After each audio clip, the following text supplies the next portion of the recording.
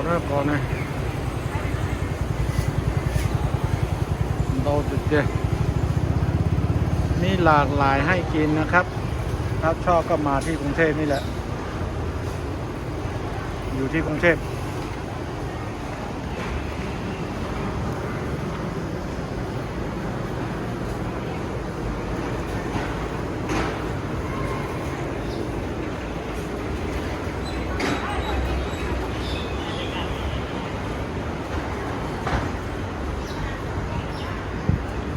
มีหลากหลายให้เลือก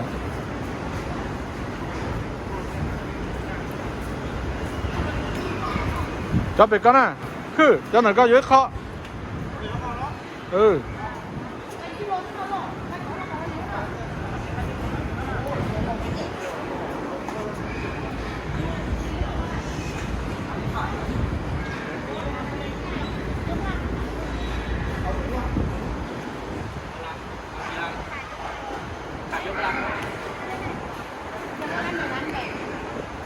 จะต่อก็เท่ากะ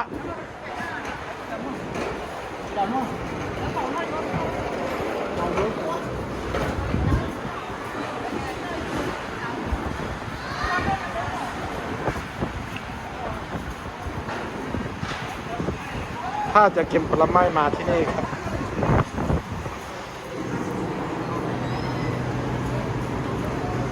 มาที่นี่มีทุกอย่างให้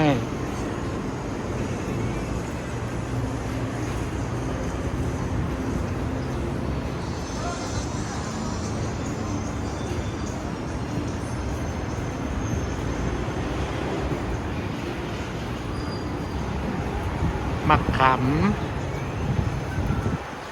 ของดีครับมะขาม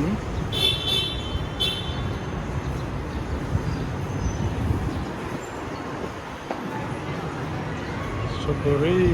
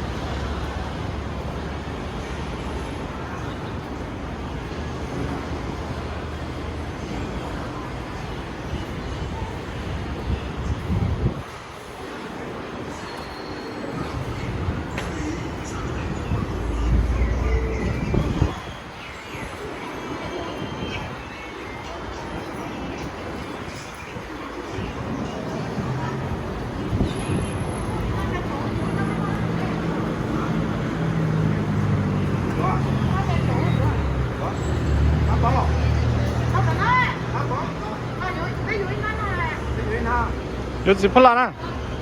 有几波啦？有几波啦？要了么？谁去能啊？几破烂了回家？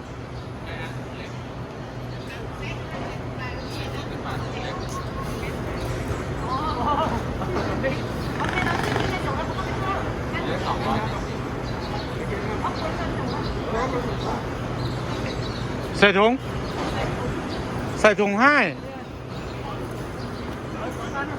มาก่อนสิอ๋อถืออย่างนั้นแหละ